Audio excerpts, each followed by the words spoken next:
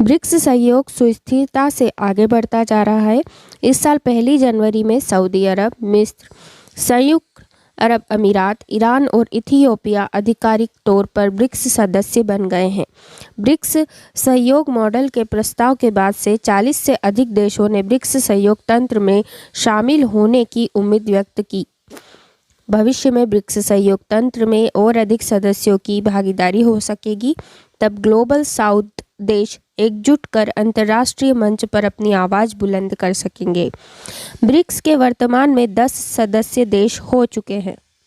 28 जनवरी को कश्मीर में श्रीनगर शहर से 70 किलोमीटर दूर गांदरबल जिले के गगनजीर में लोग भारी बर्फबारी के बीच तस्वीरें ले रहे थे। कश्मीर घाटी के कई हिस्सों में ताज़ा बर्फबारी की सूचना मिली है, जिससे सर्दियों में 2 महीने का सूखा खत्म हो गया है। 23 जनवरी को इटली के केटांजारो में लेमेजिया, टर्म और क्रोटोन क्षेत्रों के किसान विरोध प्रदर्शन करने के लिए केटांजारो क्षेत्र में एकत्र हुए। पिछले कुछ दिनों में कई यूरोपीय देशों में किसानों ने यूरोपीय संघ द्वारा यूक्रेनी कृषि उत्पादों की आमद की अनुमति देने जैसी कई प्रथाओं पर अपना असंतोष व्यक्त करने के लिए सड़कों पर उतर आए हैं। खराब आर्थिक स्थिति भी एक कारण है कि विभिन्न देशों में किसानों ने विरोध प्रदर्शन किया है। यूरोप में खाद्य मुद्रास्फीति की दर बहुत अधिक है। मार्च 2023 में यूरोपीय संघ क्षेत्र में यह 20% के करीब पहुंची। टमाटर की टोकरियां बाजार में बेचने के लिए कतार में खड़ी है। रंगीन तस्वीरें बांग्लादेश के ब्राह्मणबरिया टास नदी के तट पर बेशमौजा सब्जी बाजार में ली गई। 37 वर्षीय मुस्तफिजुर रहमान नसीम ने कहा, यहाँ स्थानीय लोग अपना घरेलू सामान स्थानीय किसानों से सीधे थोक खरीदारों को बेचते हैं। इन ताज़ी सब्जियों को नाव से बाजार तक पहुंचाया जाता है। प्रत्येक टोकरी में 40 किलोग्राम टमाटर होते हैं। किसान प्रत्येक टोकरी को थोक में बेचते हैं। बांग्लादेश के ढाका में एक ईंट फैक्ट्री में काम करते मजदूर। वर्तमान में बांग्लादेश तेजी से शहरीकरण के दौर से गुजर रहा है। चूँकि ईंट कंक्रीट संरचनाओं के निर्माण के लिए प्रमुख सामग्रियों में से एक है, तेज शहरीकरण ने ईंट की भारी मांग पैदा कर दी है। इस बढ़ती मांग को पूरा करने के लिए बांग्लादेश में ईंट बनाने वाली फैक्ट्रियों की संख्या बहुत तेज़ी से बढ़ रही है। 28 जनवरी को फिलिस्तीनी समाचार एजेंसी की एक रिपोर्ट के अनुसार उसी रात इजरायली सेना ने मध्य गाजा पट्टी में नुसायरत शरणार्थी शिविर में एक बहुमंजिला आवासीय इमारत पर हवाई हमला किया, जिसमें कम से कम 23 लोग मारे गए। रिपोर्ट में कहा गया कि जिस वक्त यह हवाई हमला हुआ उस समय इस इमारत में बड़ी संख्या में बेघर लोग मौजूद थे। बड़ी संख्या में घायल लोगों को मध्य गाजा पट्टी के अलग सा अस्पताल ले जाया गया। 28 जनवरी को गाजा पट्टी के सूत्र ने सिन्हुआ समाचार एजेंसी के संवाददाता को बताया कि उसी दिन इजरायली सेना ने गाजा शहर के कई इलाकों पर बमबारी भी की, जिनमें गाजा शहर में शाती शरणार्थी शिविर पर बमबारी भी शामिल थी और बड़ी संख्या में लोग हताहत हुए।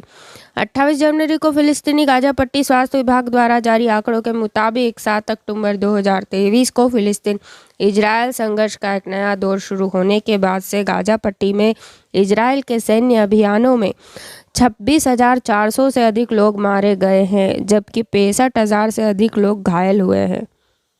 अमेरिकी प्रतिनिधि सदन में रिपब्लिकन पार्टी ने 28 जनवरी को अमेरिकी होमलैंड सुरक्षा मंत्री अलेक्जेंडर मायोरकास के खिलाफ महाभियोग के आरोप का खुलासा किया। इससे स्पष्ट होता है कि वर्ष 2024 यानी आम चुनाव वर्ष में अमेरिका में डेमोक्रेटिक और रिपब्लिकन पार्टियों के बीच लड़ाई और तेज हो जाएगी।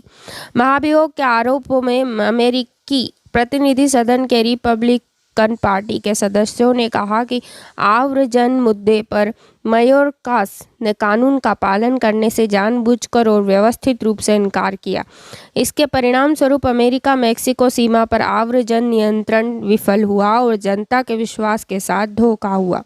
साथ ही उन पर कांग्रेस की जांच में बाधा डालने का भी आरोप लगाया गया है। अमेरिकी मीडिया के मुताबिक अमेरिकी प्रतिनिधि सदन में इस महाभियोग मामले पर इस फरवरी की शुरुआत में मतदान होने की उम्मीद है, लेकिन तब तक यह मामला अंततः डेमोक्रेटिक और रिपब्लिकन पार्टियों के बीच समान रूप से बटे अमेरिकी सीनेट में जाएगा। जब तक मायोरकास को पद से हटाया नहीं जाएगा। विश्लेषकों का मानना है कि अमेरिकी रिपब्लिकन पार्टी इस महाभियोग के जरिए आव्रजन मुद्दे के अप्रभावी तरीके से निपटने में अमेरिकी राष्ट्रपति जो बाइडेन प्रशासन पर हमला करना चाहती है, जिससे रिपब्लिकन उम्मीदवारों को आने वाले दिनों में लाभ हासिल हो। हाल ही में अमेरिका में डेमोक्रेटिक और रिपब्लिकन पार्टियों के बीच आव्रजन मुद्दे पर जबरदस्त विवाद हुआ है और आव्रजन पर संबंधित समझौते पर पहुंचना कठिन बना हुआ है।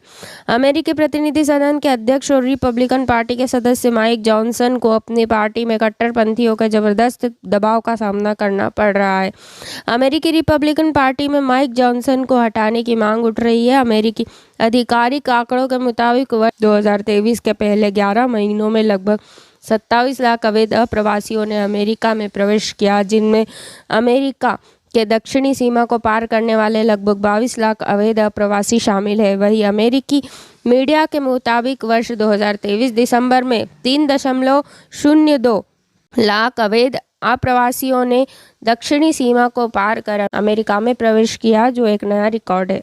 स्थानीय समयानुसार 28 जनवरी को फ्रांस में किसानों के विरोध प्रदर्शन के बीच राजधानी पेरिस में स्थित लोअर म्यूजियम में एक अजीबोगरीब घटना हुई है। वहां पर्यावरण के लिए काम करने वाली 2 कार्यकर्ताओं ने वर्ल्ड फेमस मोनालिसा की पेंटिंग पर सूप फेंक दिया। गौरतलब है कि पेंटिंग बुलेट प्रूफ शीशे में सुरक्षित रूप से संरक्षित किया गया है, जिस पर सूप फेंका गया। इससे पेंटिंग को सीधे तौर पर कोई नुकसान नहीं हुआ। आपको बता दें कि मोनालिसा की पेंटिंग पर सूप फेंकने की घटना कोई अलग घटना नहीं है, क्योंकि वर्ष 2022 में एक कार्यकर्ता ने मोनालिसा पर केक फेंक दिया था।